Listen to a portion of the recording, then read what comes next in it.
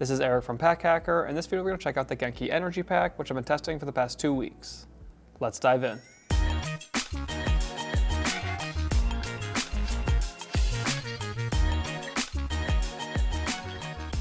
So the primary use for this is for the Nintendo Switch 2. So basically what Genki did is they saw that the Nintendo Switch 2 battery wasn't super large, and a lot of the larger titles that require more battery power are going to run it down, especially when you're playing in handheld mode. So they have this new battery bank here, which you can see is mostly made of metal. The back has a nice color on the back, which I like. I think it just adds a nice contrast. And then we also have this nice like rubberized front here. It almost feels like a silicone or silicon. And if you hit this button right here, the front illuminates. I'm trying to show you that without hitting our lights there, and it tells you how much battery you have left. So pretty well designed in my opinion. It works as you would expect it to. We did a full-on test just to see how well it performed compared to the advertised milliamp hours that 10,000 that they have on their site. And I'm gonna look at my notes here just to make sure I get it right. And we got 5,478, which is not a great performance compared to other battery banks that we've tested. Typically we see them between about 55 to even sometimes 70%. So that's about, let me make sure I get it right, 54.78%, which is not a great performance, but it's not the worst we've seen. So just keep that in mind when you're looking to make a purchase here. So this also comes with, let me grab this real quick, a cable. So the main point of this is to charge your Nintendo Switch. So this is a MagSafe charger. So obviously your Nintendo Switch is not MagSafe. So you can buy one of the cases that they have, and then you can attach it to that case on the back of your Nintendo Switch and then plug it in using this cable. Obviously it mounts like near the bottom, so you can plug it into the port on the bottom of the Nintendo Switch. And it also comes with these, I believe there's 3 of these inside of here, little adhesive MagSafe devices. So you can just attach this to the back of your Nintendo Switch, or if you already have a Nintendo Switch case, you can attach this to the back of the case, and then you can attach this to the little adhesive. So I don't personally love attaching things to my Nintendo Switch, so I would prefer to go with the case instead of going with the little piece of adhesive here. Or I even just used it sometimes of it just like hanging off, so I just had it here, and like typically when I'm playing my Switch, I have it like resting on something, and it's not super intuitive, but it can just kind of sit behind. So you really have 3 ways that you can use this thing, and it does work to charge like an iPhone or something like that as well. It's got a USB-C port, so you can charge anything with a USB-C port.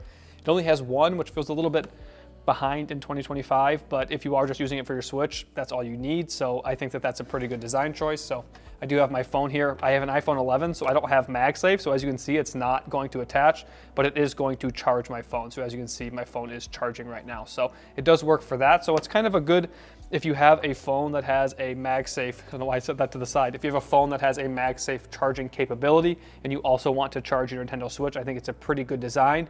But overall, the performance wasn't spectacular, but again, not the worst that we've seen. So one thing that I do like about this battery bank is its size. So it is a pretty good size for me personally. It fits nicely into my pocket. It is a little bit wide, so if you're wearing some kind of like skinny jeans or something like that, it might not fit super comfortably in your pocket, but generally the kind of pants that I wear, it did fit pretty well. It also fits into smaller slings, so sometimes a 10,000 milliamp battery bank will be a little bit skinnier and then longer, which might work better to like where you're trying to stow it, like in a tech pouch or something like that. But if you have a really small sling, sometimes the length can kind of mess up fitting it into a small sling. So I like that this is kind of more like wallet sized, so it's going to fit inside your tech pouch, it's going to fit inside your pocket, and it's going to fit inside your sling. So one thing to note is that obviously you only have one USB-C port, so you might need to bring like different cables and stuff like that, whereas if you had multiple USB-C ports, you just have more versatility.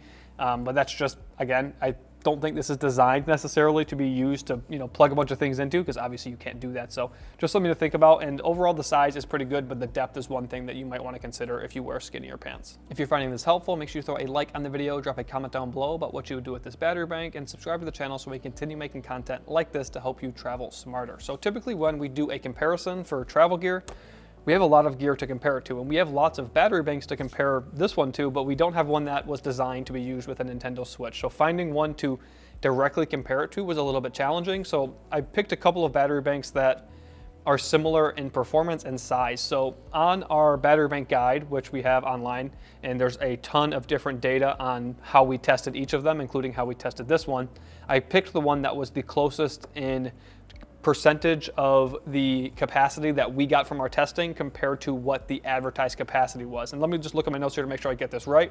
So the Nitecore Carbo 1000 battery bank is one of our favorite battery banks, and that one performed at 61.99%, which is on the lower end of that guide. And that is the guide of the best battery banks that we have tested. So this one came in at 54.78, which is much lower than 61.99%. So that's just to illustrate that this did not perform super well to its sticker capacity, which again, we have seen ones that are lower than that, but just comparing it to some of our favorite ones, this is pretty low. And when it comes to size, I have the Clutch Charger Pro here. So I think that these are very similar, as you can see, in footprint, but you just get a lot more depth from the Genki here. So obviously if you are wearing like a skinnier pant or you don't have as much room to stow a battery bank, you are going to just be a little bit more uncomfortable when you have to carry this. I think that's me being super nitpicky, and you also get extras on the Genki, like the screen that I mentioned. You just have like the 3 dots here.